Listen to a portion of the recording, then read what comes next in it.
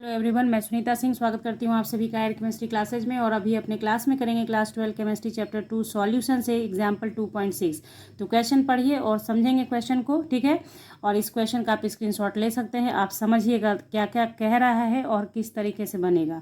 तो देखिए, the vapour pressure of pure benzene at a certain temperature is 0.850 बार। यानी जब बेंजीन प्योर है, यानी सिर्फ बेंजीन है, तो इतना है उसका प्रेशर, ठीक है। फिर कहता है non volatile non electrolyte solid benzene 0.5 gram when added to 39.0 gram of benzene, molar mass of benzene दे रखा है आपका बुक में भी। तो क्या कहता है, vapour pressure of solution then is 0.845 बार।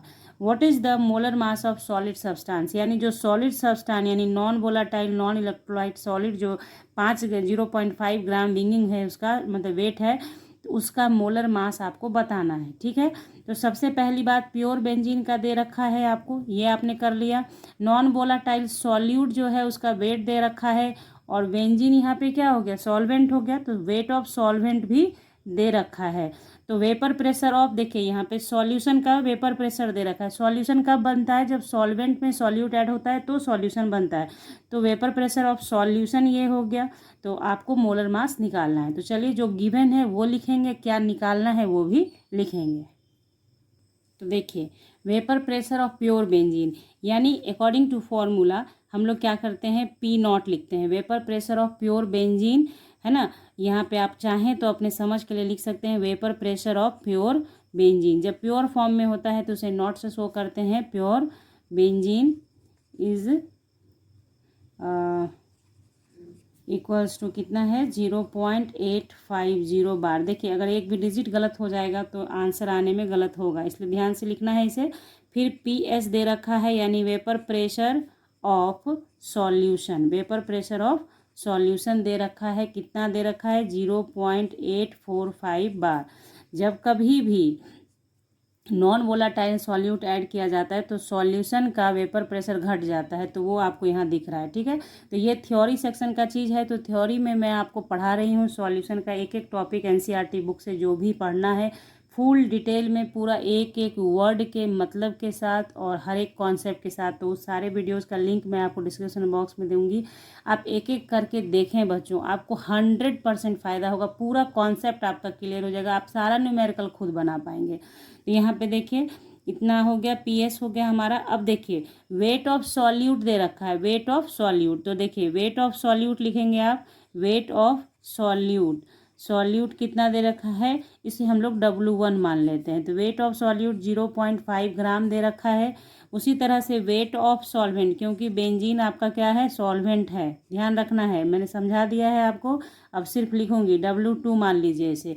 आप चाहें तो स्मॉल W और कैपिटल W से भी बना सकते हैं, लेकिन मैंने यहाँ पर W1 W2 माना है, ठीक है।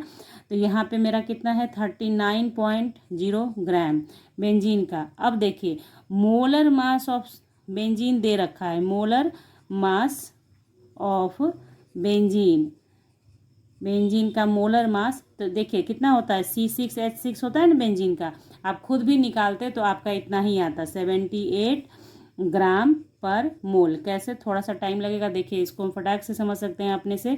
12 × 6 हो जाएगा, क्योंकि एक कार्बन का 12 होता है, प्लस 6 × 1 हो जाएगा, हाइड्रोजन का 1 होता है, तो एक हाइड्रोजन का 1, तो 6 का 6, तो हो गया ना, 12 × 6 = 72 और 6 ये 72 + 6 हुआ 78 ग्राम पर मोल। मतलब यहाँ पे समझाने का सिर्फ एक ही था आपको, कि अगर नहीं भी दिया रहता तो आप स्वयं निकाल सकते थे, कोई दिक्कत आपको नहीं आती, ठीक है ना।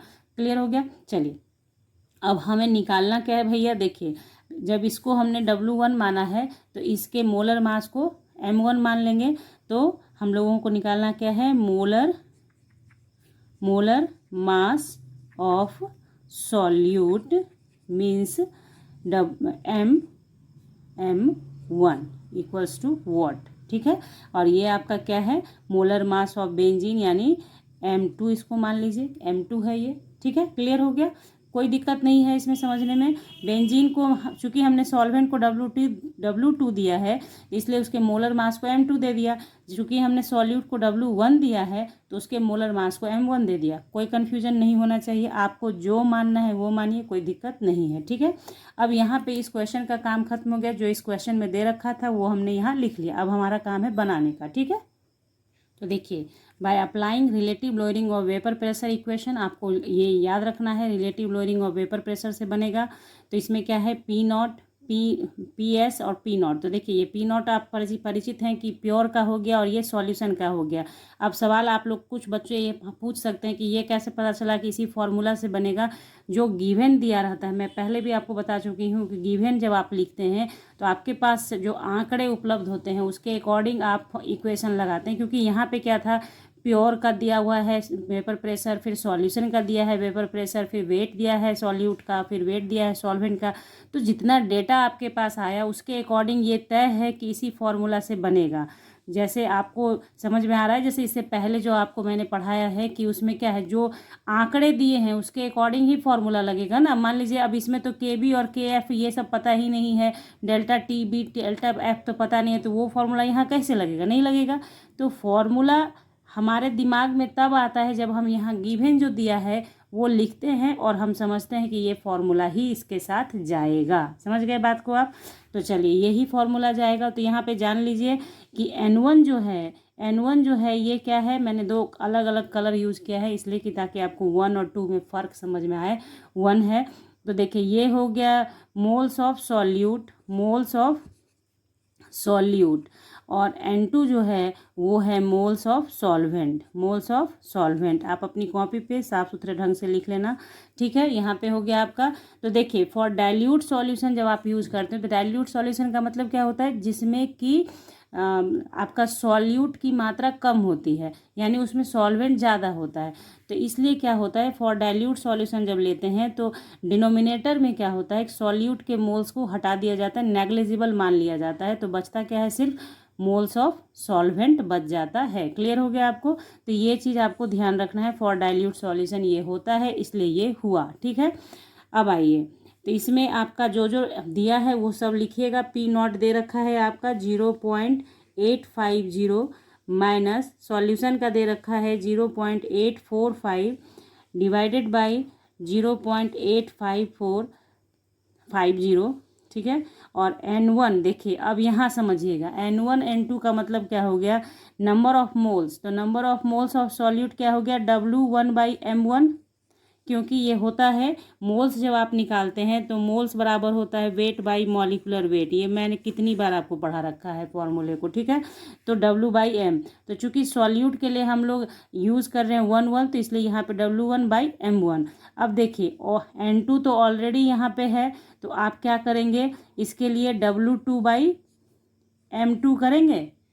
पूरा बेसिक से समझा रही हूँ बच्चों, कहीं भी मैं थोड़ा भी स्पेस नहीं लेती हूँ कि चलो भैया जल्दी से हो जाएगा, नहीं, सिखाना है आपको। तो यहाँ ऐसा हमने लिखा क्योंकि N2 नीचे ही है, तो यही M ऊपर चला जाएगा, M2, यानी W1/M1 तो हो गया, इनटू ये M2 ऊपर चला जाएगा बाई W2 हो जाएगा। क्लियर हो गया आपको कैसे हुआ। अब इसको माइनस कर लीजिए, तो 0.850 से माइनस करना है इसको। तो देखिए लिखेंगे एकदम डिसमिल के नीचे डिसमिल 45, यहाँ किया आपने 10 में से 5 जाएगा 5, यहाँ बचा 4 में से 4 गया 0, 8 में से 8 गया 0 पॉइंट।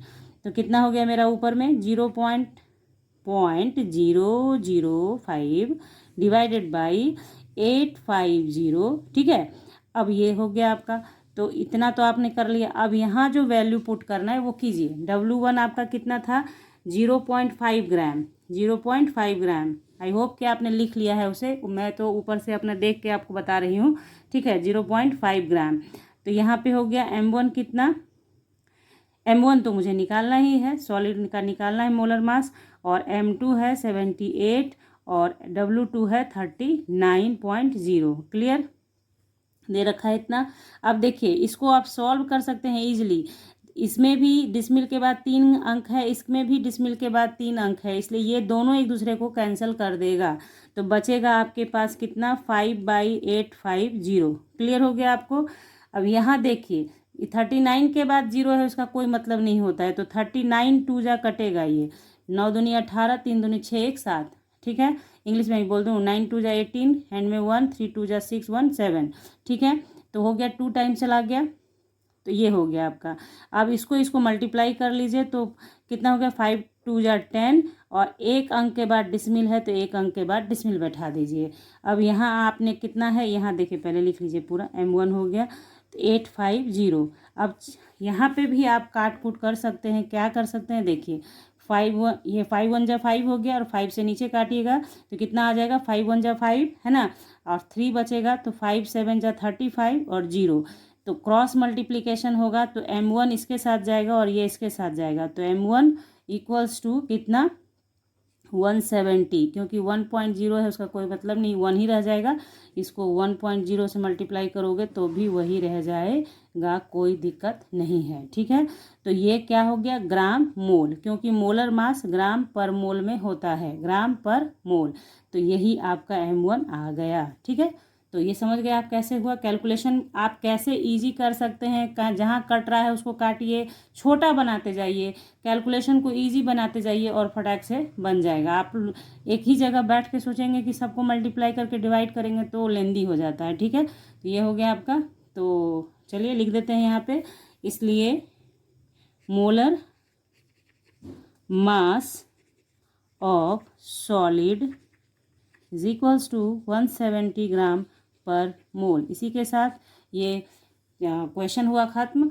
आई होप कि ये आपको समझ में आ गया है, समझ में आ गया तो फटाक से लाइक कर दीजिए, शेयर कर लीजिए अपने दोस्तों के साथ, और जुड़े रहिए चैनल के साथ ताकि ऐसे वीडियोज़ आपको बेसिक कॉन्सेप्ट के साथ मिलते रहें। और जो मैंने स्टार्टिंग में कहा था सॉल्यूशन में पढ़ा रही हूँ आप लोगों को, कॉन्सेप्ट चाहिए तो सारे वीडियोज़ को देखिए बच्चों। तो मिलेंगे आपसे नेक्स्ट क्लास में नेक्स्ट टॉपिक के साथ, नेक्स्ट क्वेश्चन के साथ। तब तक के लिए bye, thank you, take care, have a nice day बच्चों।